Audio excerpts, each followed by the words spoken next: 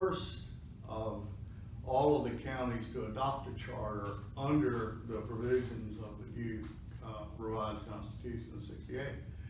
And first they wanted to sort of understand the environment that they were going to be governing in. And everybody at the time knew that Florida was in for massive growth. And at the time, the population of Volusia County was about 169,000. And today it's over 500,000. So that tells you that they were prescient. So in order to prepare for the impacts of all that growth and change, they knew they needed a new government with a series of different things that needed to be done to help make sure that as growth took place, the impact of the service on the services and infrastructure was taken care of properly.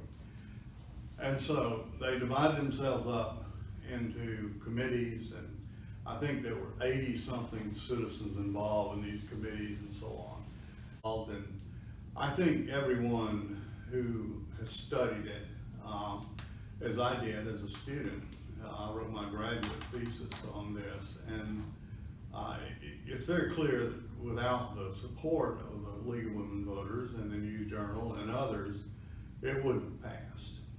And somehow was, sucked into the vortex of the environmental activity that was taking place then. And it was really it was centered around the inlet, because there were very large development proposals on both sides of the inlet that would have put, well, in the case of one of New Smyrna, 5 20-story condos, and likewise on the north side.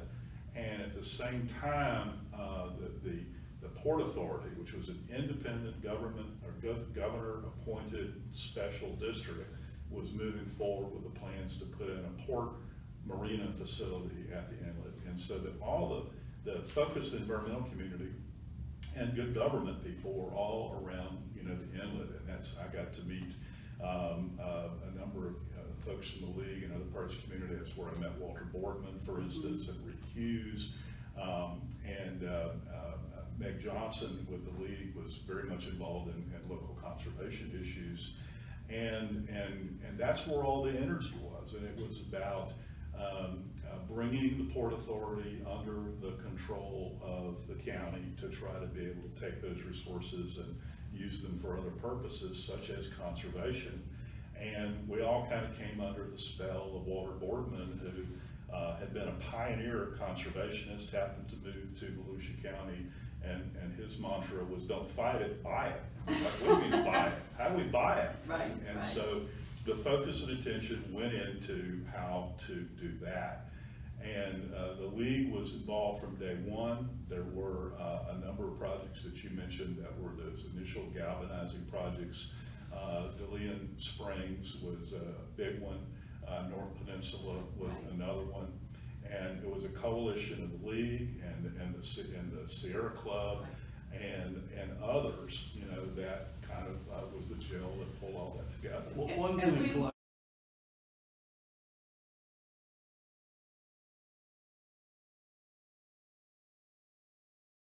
Absolutely. And first, let me tell you, it is my pleasure to be here also and to celebrate the 70 years that the League of Women Voters of Volusia County has been in existence.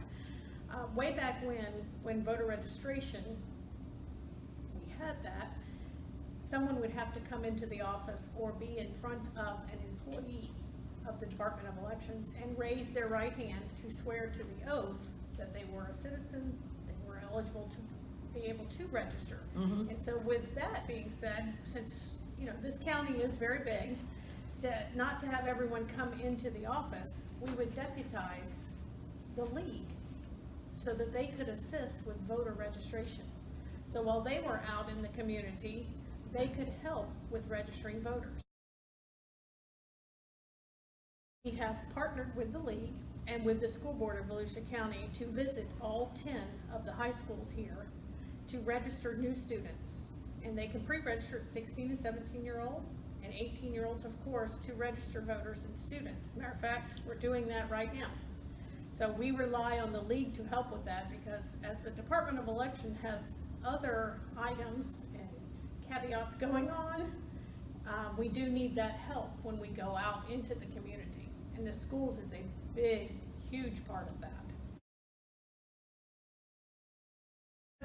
We are required to put together a voter guide.